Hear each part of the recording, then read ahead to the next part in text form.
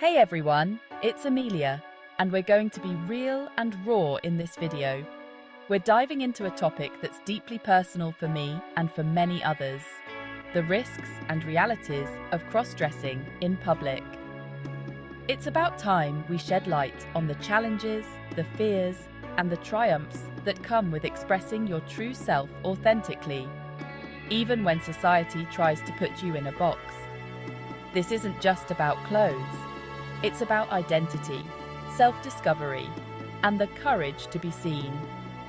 We're going to unpack the emotional weight of societal norms, the fear that whispers in your ear, and the strength it takes to rise above judgment.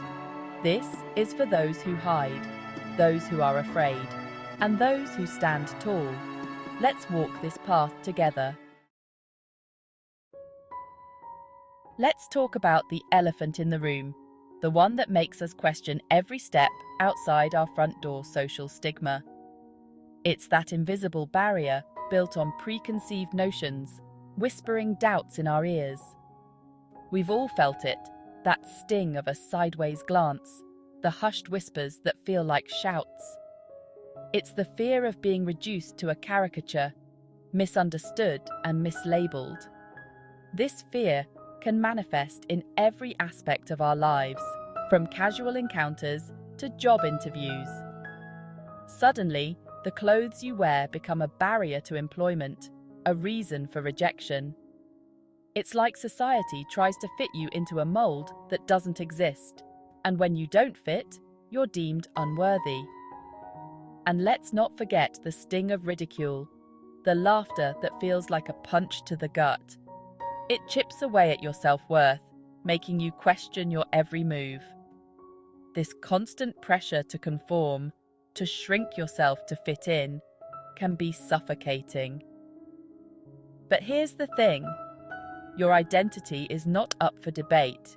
You are valid, you are worthy, and you deserve respect, regardless of what you choose to wear. Sticks and stones may break my bones, but words have the power to leave scars just as deep. We're talking about the casual cruelty of strangers, the snide remarks, the whispers behind cupped hands. It's the jokes that aren't funny, the insults disguised as curiosity, and the constant misgendering that feels like a denial of your very being. These microaggressions, those subtle but venomous comments, chip away at your spirit. They make you question your worth, your sanity, even your right to exist. It's exhausting to constantly defend your identity, to explain yourself to people who have already made up their minds. And sometimes, those words escalate into outright verbal abuse, threats screamed from across the street, hateful slurs hurled like weapons. It's terrifying, dehumanizing, and it leaves you feeling exposed and vulnerable. But remember this: their words do not define you. Their ignorance is not your burden to bear. You are strong, you are resilient, and you will not be silenced. This is where the fear becomes visceral, where the invisible threat of judgment transforms into a palpable danger. We're talking about the very real risk of physical assault, the fear that follows you like a shadow. It's the knowledge that simply existing, daring to express your true self, could make you a target. It's the stories of hate crimes, of trans women and cross-dressers brutalized for simply being who they are. It's the constant awareness of your surroundings, the way you analyze every glance, every group of people you pass. The fear is always there, lurking beneath the surface, a constant reminder of the potential for violence. It's the fear of being followed, of being cornered, of being attacked simply for expressing your gender identity. This fear is not paranoia. It's a sad reality for many in the LGBTQ+ community. It's a fear that keeps people closeted, that silences their voices, that prevents them from living their lives to the fullest. But we will not be ruled by fear. We deserve to live authentically and openly, without the constant threat of violence hanging over our heads. Chapter 4. Lost in the Legal System. The Struggle for Protection. Imagine being criminalized for simply being yourself. That's the reality for many cross-dressers who face a legal system that often fails to protect them. We're talking about outdated laws, discriminatory policies, and the constant threat of harassment from law enforcement.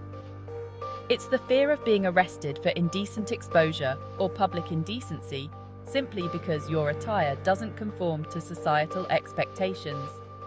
Imagine being stopped and frisked by the police just for wearing a dress, your ID questioned, your identity doubted. It's a humiliating and degrading experience that can have lasting psychological effects. And in some cases, it can even lead to wrongful arrest and imprisonment.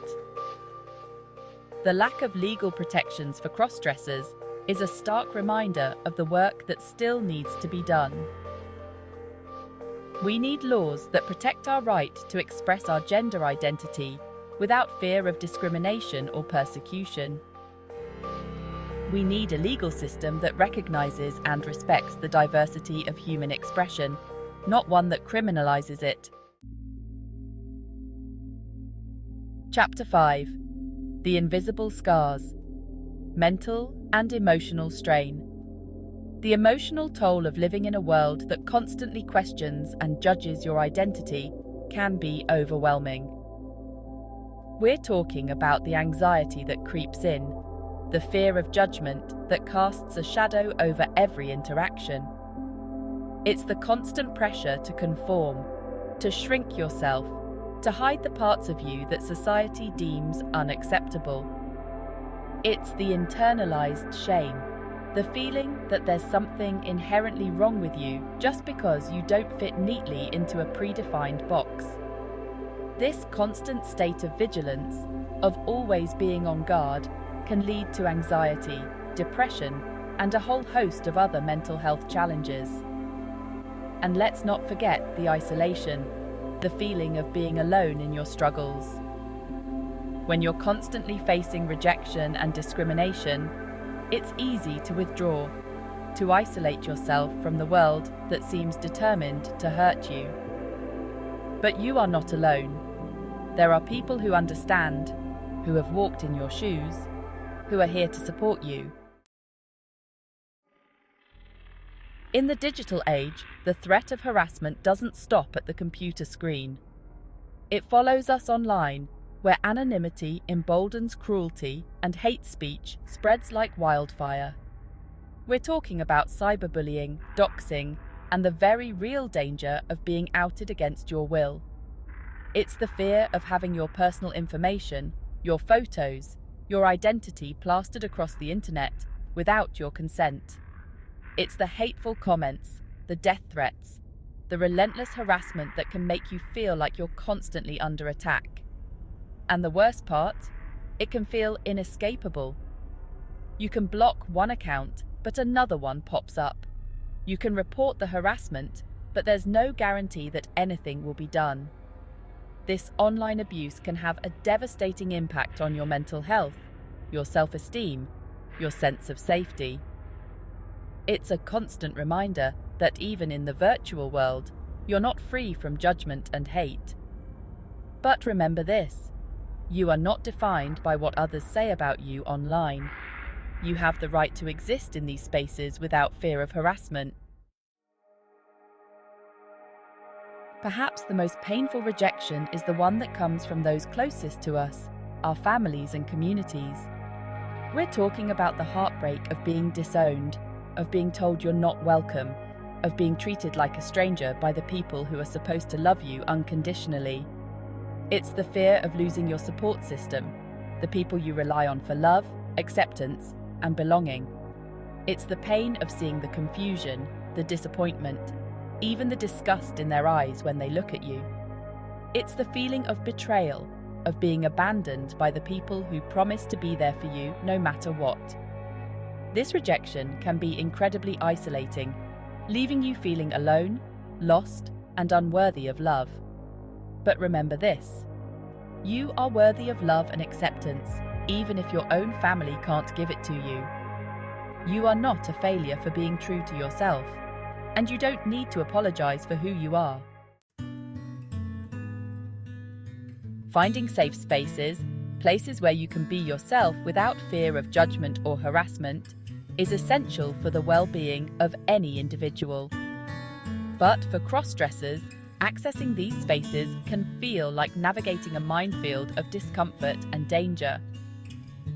We're talking about the challenges of navigating gender-segregated spaces, like restrooms and locker rooms, where your presence might be met with confusion, fear, or even hostility. Imagine the anxiety of needing to use the restroom, but fearing the reactions of others. It's a basic human need that becomes fraught with anxiety and fear. It's the lack of understanding from staff, the awkward encounters, the feeling of being constantly on edge, never knowing how people will react. And it extends beyond restrooms to support groups, shelters, and even healthcare facilities. Finding spaces where you feel safe, respected, and affirmed can feel impossible. This lack of access to safe and inclusive spaces can have a profound impact on your mental health, your sense of belonging, and your overall well-being. We deserve to feel safe and respected in all aspects of our lives, without having to constantly fight for our right to exist. We've covered a lot of heavy stuff today: the fear, the discrimination, the violence. But I want to leave you with a message of hope, of resilience, of the unwavering belief in our own power. We will not be silenced. We will not be erased. We will continue to live our truths, to express ourselves authentically, and to fight for a world where everyone can do the same without fear. This is about more than just clothes. It's about breaking down barriers, challenging norms, and creating a world where everyone feels safe and celebrated for who they are. So, keep being your fabulous selves, keep expressing your truth, and keep fighting for a better tomorrow. Because our truth is our power, and together we will create a world where everyone can shine.